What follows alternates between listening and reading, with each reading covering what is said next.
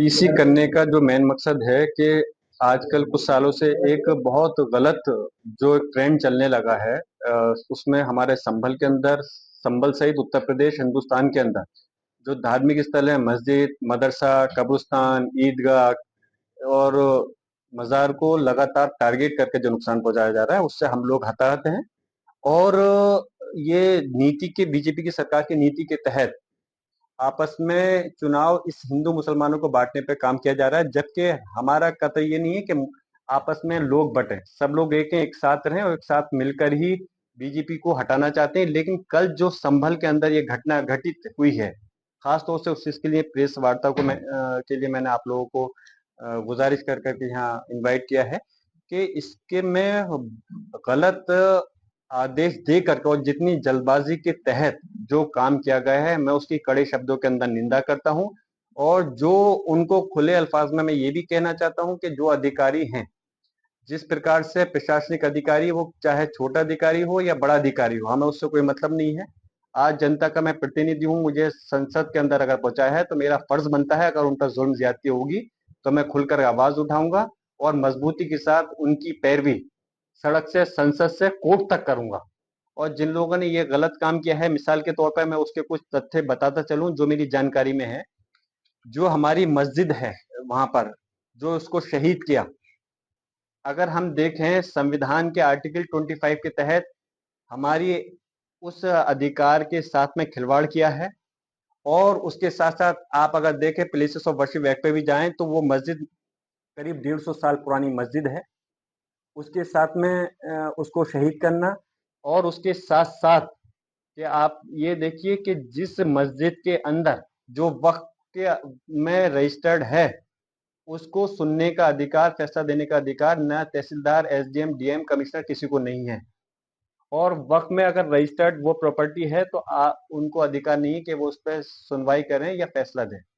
ये प्रकरण तहसीलदार, जो कि लगातार इस संभल के अंदर गड़बड़ी का पूरी तरह से शुरू से मैं देख रहा हूँ, और कई बार मैंने इस चीज पर नाराजगी जाहिर की है और मैं सख्त अल्फाज में उनको कहा भी है कि तुम हमारे टारगेट करके जो ये काम कर रहे हो ये अच्छे नहीं है। हमारे लोग भी इस देश की जनता हैं। और धारा 67 के तहत नोटिस दे करके जो कार्रवाई की शुरुआत की गई जनवरी 2026 से, उसके बाद में 21 अप्रैल 2026 को तहसीलदार ने उसको एक्स पार्टी के खारिज कर दिया। मई के अंदर डीएम कोर्ट के अंदर हमारे लोगों के माध्यम से वकील ने जो अपील डाली, उसमें 3 डेट पड़ी। जो एक पुराने डीएम थे वो बैठे नहीं उस समय, फिर उसके बाद में जो अब नए डीएम हैं, इनकी कोर्ट में 3 बार मामला गया, 2 डेट में नहीं बैठे। तीसरी डेट में डीएम जब कोर्ट में बैठे परसों परसों बैठने के साथ पहली ही तारीख पर उसको ऑर्डर दे दिया गया। जबकि मैंने जानकारी करी, हमारे लोगों ने और वकील ने उसमें एक एप्लीकेशन दी थी कि उस समय वकील अवेलेबल नहीं थे और वो चाहते थे कि इसमें डेट दे दी जाए। लेकिन वहां पे उनसे ये कहा गया कि डीएम साहब जो हैं अपनी फाइल को ले गए हैं ऑर्डर में, आप जो अगर जो देना है अपनी डेट नहीं मिलेगी आपको, आप इसके अंदर अपना लिखित वकालत जो अपनी उसको आर्गूमेंट है वो लिखित में दे दें। जो हमारे वकील थे उन्होंने लिखित में आर्गूमेंट दे दिए। लेकिन ताज्जुब यह है कि हैरानी की बात यह है कि परसों रात के 11:30-12 बजे फैसला लिख कर करके सीधे सीधे उसको निरस्त कर दिया गया। और बैक डेट के अंदर जैसा मेरी जानकारी में आया 21 अप्रैल के लिए 14 मई में एक टीम गठित करी गई कि 6 जून को इसको वो करना है, जिसका कि नोटिस गांव के लोगों को नहीं दिया गया कि इसको तोड़ने के लिए हम आएंगे। और उसको कल जल्दबाजी में, जबकि मैंने लाख परसों रात से कोशिश करी, डीएम से, तहसीलदार से, सबसे बात करके मैंने कहा कि इसमें इतनी जल्दबाजी क्यों कर रहे हो, जब ये वक्त की प्रॉपर्टी है तो आप लोग इनको सुनने का अधिकार तो दो। आप ये अधिकार कैसे छीन सकते हैं? ये प्रॉपर्टी वक्त के अंदर रजिस्टर्ड है। जो प्रॉपर्टी वक्त के अंदर रजिस्टर्ड होती है, और उसके साथ साथ मैं आपको बताऊं 1995 यूपी गजट ईयर में भी ये 1951 नंबर पर मस्जिद रजिस्टर्ड थी।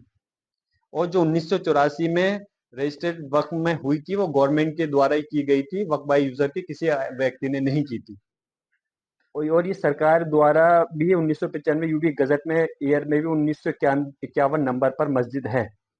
और वक्फ एक्ट चाहे पुराना हो या नया हो, उसके अंदर सीधे सीधे तौर पर ये चीज क्लियर है कि जो प्रॉपर्टी वक्फ की होगी उसको कोई अधिकारी अपने आप सुनवाई नहीं करेगा, उसका क्लियर जो करेगा वो वक्फ ट्रिब्यूनल ही करेगा। तो इन्होंने अपनी कार्य क्षेत्र की सीमाएं लांघ कर करके ये काम करने का अधिकारियों ने काम किया है। उसके अंदर जो सुनने का अधिकार इनको नहीं था। और एक आदेश वो 2012-12-2024 chief justice of India Sanjiv Kumar Khanna ji का है, जिन्होंने उस समय भी इस टाइप के उसको रोकने की बात कही है कि अगर इस टाइप धार्मिक कोई होगा तो ये लोग फैसला नहीं देंगे।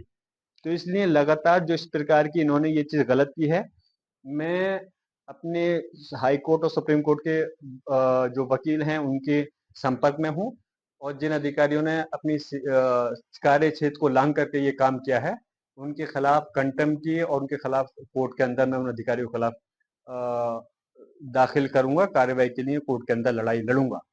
और इसलिए मैं कहना चाहता हूं कि इस चीज से हम लोग, बल्कि मैं संभल के साथ साथ उत्तर प्रदेश और हिंदुस्तान के सभी लोगों से ये कहना चाहता हूं कि आप लोग बीजेपी की पॉलिसी के तहत आपस में धर्म के नाम पर नहीं लड़ें, लेकिन धर्म के नाम पर नहीं लड़ें जिससे कि बीजेपी को फायदा हो। जो बीजेपी सरकार मुसलमानों सहित पूरे पीढ़ियों को नुकसान पहुंचाना चाहती है उसके खिलाफ आवाज उठाएं। आपको किसी पुलिस प्रशासन सरकार से कोई लड़ाई डंडे से नहीं लड़नी, बल्कि जो जो कानूनी हथियार हमारे संविधान ने दिया है उसके तहत लड़नी है। आप पूरे मेरे संभल उत्तर प्रदेश हिंदुस्तान के अपने नागरिक, सम्मानित नागरिकों से कहना चाहता हूं कि जहां कहीं भी आपकी धार्मिक स्थल, मस्जिद, मदरसे पे अगर ये टारगेट करते हैं तो आप उसकी आवाज उठाएं, और आवाज मजबूती के साथ उठाएं। ये हमारा संवैधानिक अधिकार है। शांति उसमें कोई, जाहिर सी बात है, इस टाइप का कोई काम करेंगे तो ये लोग जो है आपकी आवाज को दूसरा रुख देने का प्रयास करेंगे। लेकिन आप कानूनी लड़ाई भी मजबूती के साथ लड़िए। कोई मामला, कोई अधिकारी, पुलिस प्रशासन का कोई अधिकारी अगर गलत करता है तो आप ये डर के मत बैठिए कि आपको के खिलाफ मुकदमा लिख करके फांसी लगा देंगे। ये कोई घोल के नहीं पी जाएगा कोई अधिकारी या सरकार। हम सिर्फ इतना कहते हैं कि आप कानूनी लड़ाई लड़िए। अगर पुलिस प्रशासन के अधिकारी भी गलत करते हैं तो उनके खिलाफ कोर्ट के अंदर जाइए। आज न सही कल को इंसाफ आपको जरूर मिलेगा। आप पुराने मामले देखिए, जिन मामलों में किन्हीं अधिकारियों के खिलाफ, चाहे जनप्रतिनिधि जिन्होंने अपनी पावर का गलत इस्तेमाल किया है, अगर कोर्ट में कभी मामला गया है तो देर सवेर सही बाद में फैसले कई मामलों में आए हैं। अगर आज आप जागरूक हो करके, डर के नहीं बैठेंगे, घबरा कर नहीं बैठेंगे और जागरूक होकर करके गलत आवाज के खिलाफ, चाहे वो अधिकारी करें या कोई नेता करें, आप आवाज उठा के कोर्ट में जाएंगे तो मुझे उम्मीद है आने वाले समय में आपको इस चीज का इंसाफ जरूर मिलेगा। और हाई कोर्ट के अंदर भी वो अभी मेरे पास उसकी कॉपी ऑलरेडी, मैं सारे ये पेपर जो हैं मेरे पास जो सब ऑलरेडी, ये सारा का कच्चा चिट्ठा जो आपके सामने मैं पेपर दिखा रहा हूँ, ऑलरेडी सब एविडेंस के तौर पर मेरे पास हैं। कुछ सारे पेपर मैं आपको नहीं दे सकता, लेकिन इसमें से कुछ पेपर मैं वो दे सकता हूँ जो कि हमारी ये चीज साबित करती है कि वहां पर मस्जिद हमारी 150 साल पुरानी थी। और उसके साथ साथ वहां पर वक्फ ट्रिब्यूनल में भी, अच्छा ये वक्फ ट्रिब्यूनल में मामला चल रहा था, जब वक्फ ट्रिब्यूनल में चल रहा था तो इनको अधिकार कैसे है कि इन्होंने सुनवाई कैसे कर ली वक्फ प्रॉपर्टी होने के बाद में। तो इसलिए मैं कुछ पेपर आपको मैं इसमें से दे भी दूंगा। और आने वाले समय के अंदर हाई कोर्ट की भी एक रिट है, उसका शायद मेरे पास अभी नंबर होगा तो मैं वो भी आपको बता सकता हूँ कि उसके तहत भी हाई कोर्ट ने ऑर्डर करा है कि इस टाइप के मामलों के अंदर कोई सुनवाई करने का अधिकार इन लोगों को नहीं है। लेकिन फिर भी मेरी समझ में नहीं आ रहा अधिकारी किसको खुश करने के लिए इस प्रकार के काम को अंजाम दे रहे हैं। हम फिर से कह रहे हैं कि पहले भी मामला जब आया है तो मैंने अपने संभल वासियों के लिए, जो अपने दादा मोहतरम बख्श साहब से सीखा कि उन लोगों के ऊपर हो रही जुल्म ज्यादती के खिलाफ पहले भी आवाज उठाई है और मजबूती से इनके सामने खड़ा रहा हूं।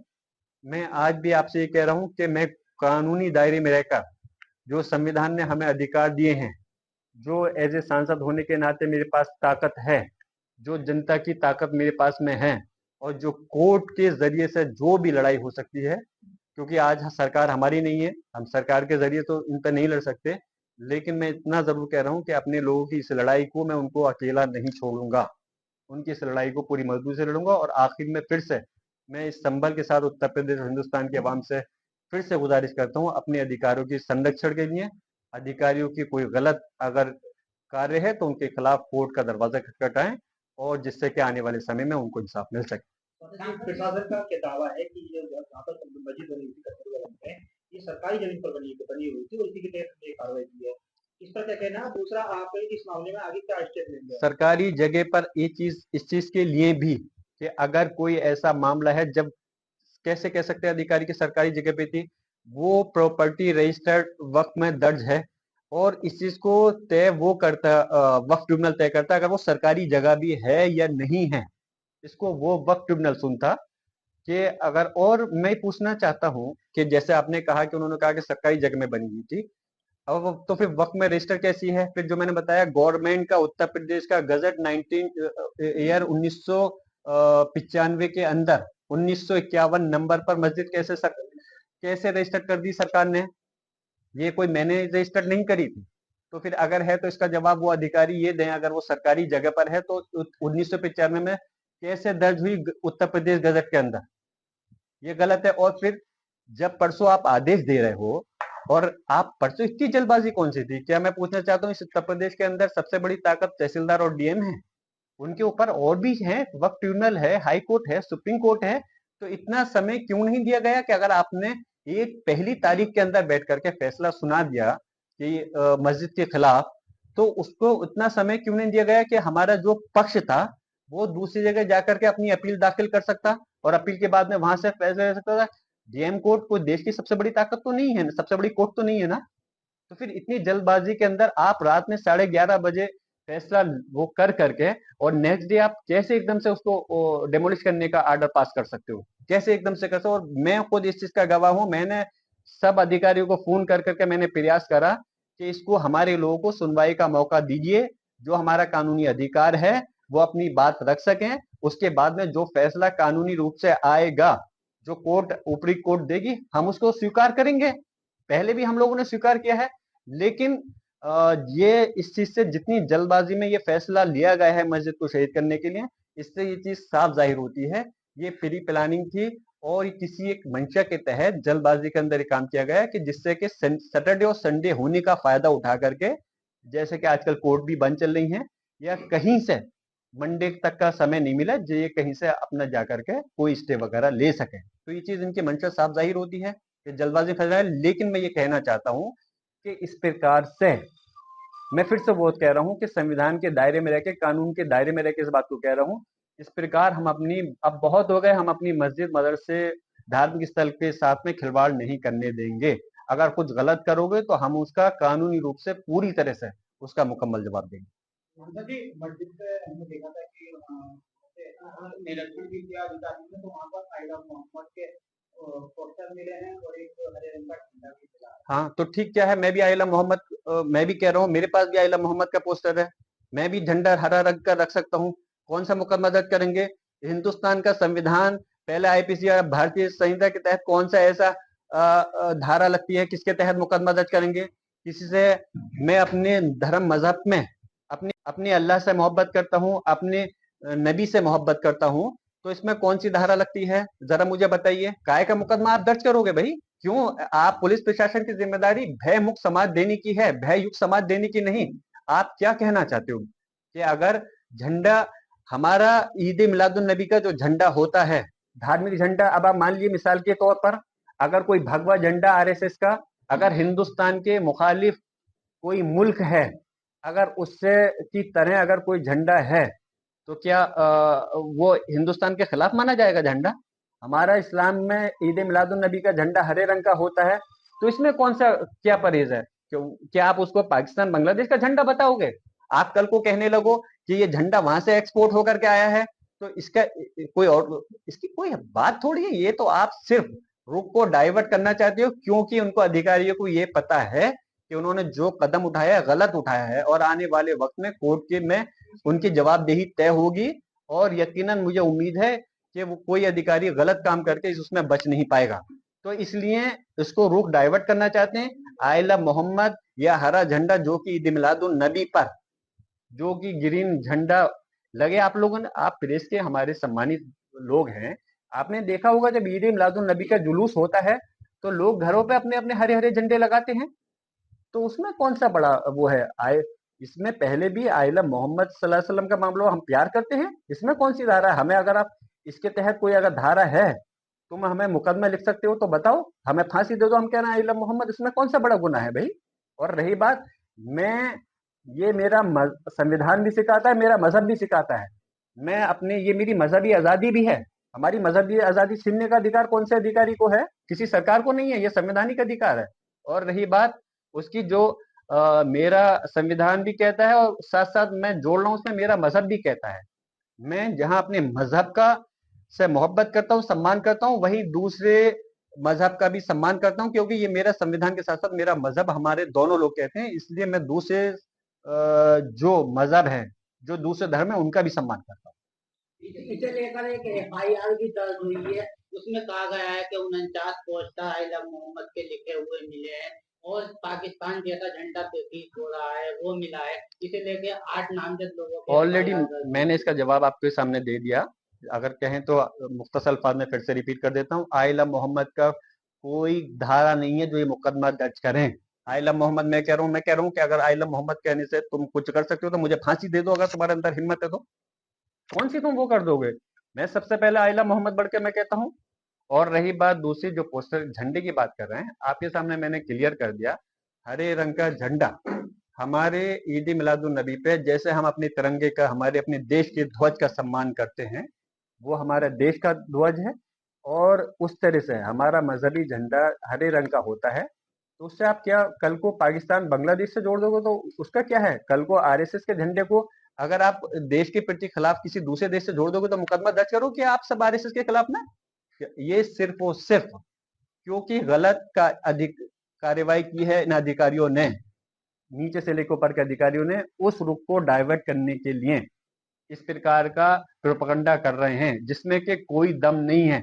पूरे हिंदुस्तान और दुनिया के अंदर, पूरे हिंदुस्तान और दुनिया के अंदर जिस जगह पर अगर America, US, Australia, Europe, Asian का मुल्क, कोई भी गल्फ कंट्रीज कहीं भी हो, तो वहां पर जहां मुसलमान रहते हैं हरे रंग का झंडे का ईद मिलादुन नबी के मौके पर इस्तेमाल करते हैं।